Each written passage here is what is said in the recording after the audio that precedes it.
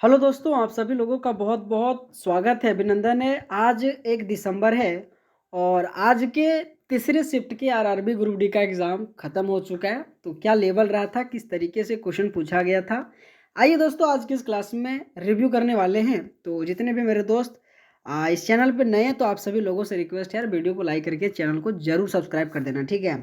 पहला क्वेश्चन देखते हैं कि जनवरी 2025 में डब्ल्यूईएफ की वार्षिक बैठक कहाँ पे हुआ था? आपके करंट अफेयर से संबंधित जितने भी समिट है ना 2025 में कहाँ पे हुआ था, क्वेश्चन पूछा जा रहा है। तो यहाँ पे याद रखिएगा दावोस जो इस क्वेश्चन का राइट आंसर आ जाएगा, जो स्विट्जरलैंड है वहीं पे आपके डब्ल्यूईएफ की वार्षिक बैठक 2025 में हुआ था।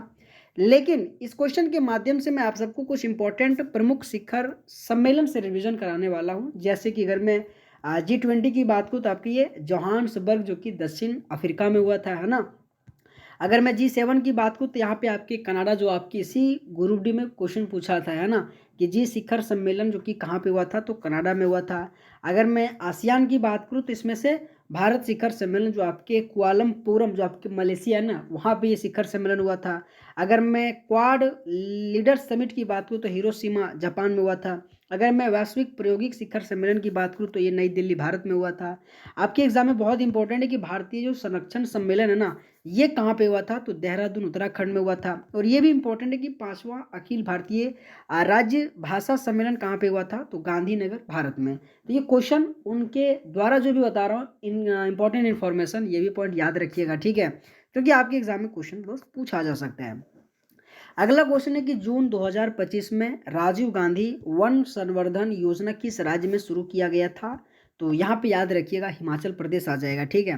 हिमाचल प्रदेश में ही जून 2025 में राजीव गांधी वन संवर्धन योजना जो कि लागू किया गया था। आपको ध्यान देनी है, करंट से ज़्यादा क्वेश्चन पूछा जा रहा है। अगला क्वेश्चन जानने से दोस्त एक छोटा सा इन्फॉर्मेशन है और आपके भविष्य के लिए बहुत शानदार है।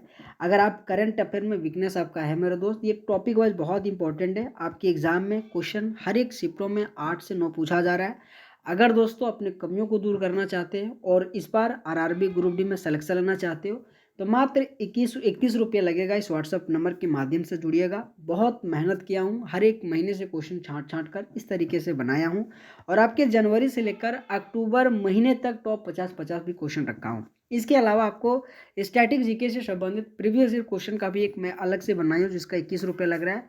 अगर आपको लेना तो ये सब टॉपिक आपको उसमें सम्मिलित किया गया जो बहुत इंपॉर्टेंट है आपके आने वाले अपकमिंग एग्जाम के लिए, ठीक है।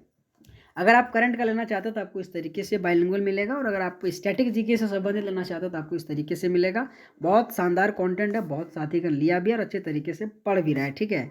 अगला क्वेश्चन पूछा गया था कि डीआरडीओ का जो पहला एसईएपी उड़ान परीक्षण 3 मई 2025 को किस राज्य में हुआ था। यहाँ पे आप सभी लोगों को याद रखना मध्य प्रदेश आ जाएगा, ठीक है, कि डीआरडीओ का जो पहला एसईएपी उड़ान परीक्षण है ना, सो 3 मई 2025 को किस राज्य में हुआ था, तो यहाँ पे मध्य प्रदेश इस क्वेश्चन का राइट आंसर आ जाएगा।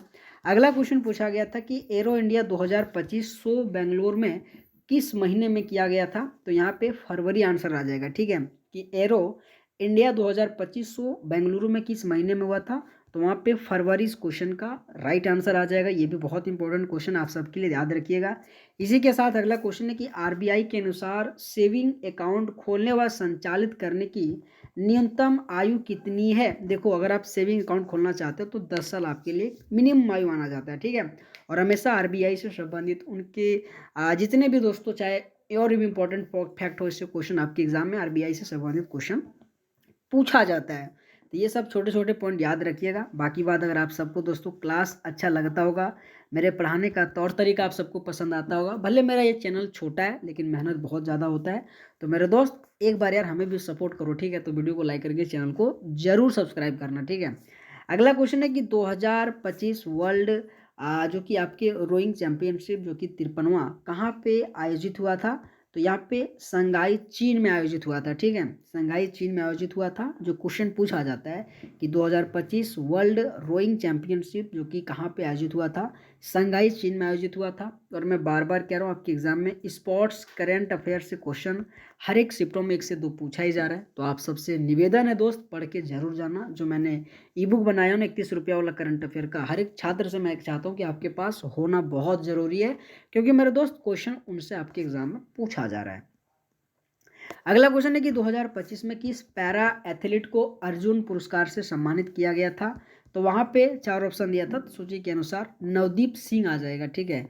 नवदीप सिंह को विच पैरा ओलंपिक क्या बोल रखा है यार, हाँ, para Olympic athlete received the Arjun award 2025, तो वहाँ पे नवदीप सिंह आ जाएगा, जो आप सब लोगों को ध्यान देनी है।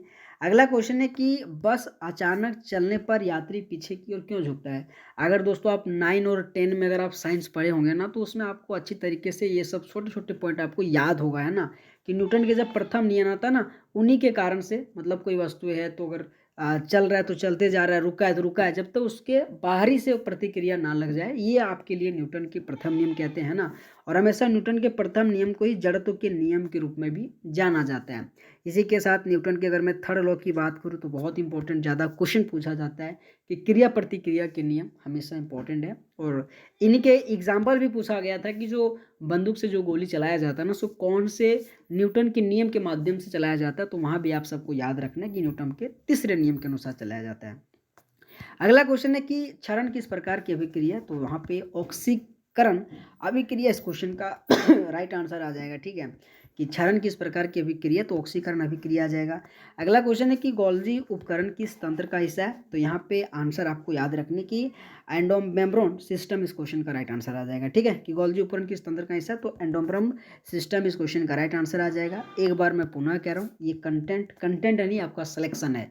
अगर दोस्तों अपने सिलेक्शन को बचाना चाहते हो, एक सीट पक्का करना चाहते हो, तो मेरा देखो दोस्त कोई बड़ा सहयोग नहीं, मात्र इतना सहयोग है, 10 से 12 क्वेश्चन अगर आपके लाइफ में अगर मैं दिला सकूं, तो ये कंटेंट है जो मैंने 2500 से लेकर 2500 क्वेश्चन बनाया हूं, जो आप सबके लिए मैं चाहता हूं आपके पास होना चाहिए एग्जाम, अगर आपके पास टाइम है तो ये कंटेंट लेकर दोस्त पढ़ो, क्योंकि बहुत लोग लिया भी है, अच्छा रिस्पॉन्स भी दे रहा है, एग्जाम दे के जब आता है बोलते यार 7 क्वेश्चन आया, 8 क्वेश्चन आया, 10 क्वेश्चन आया, तो मतलब मत ठीक लगता है कि चलो यार जो भी मेहनत किया कम से कम उतना तो अच्छा रहा है। बाकी बात आपकी जैसी इच्छा, अगर आपको लेना तो व्हाट्सएप नंबर के माध्यम से जरूर जुड़िएगा, वीडियो को लाइक करके चैनल को जरूर सब्सक्राइब करना। ऑल द बेस्ट आप सभी लोगों को आने वाले जितने भी शिफ्टों में जिनका एग्जाम है, ठीक है। थैंक यू सो मच आप सबका।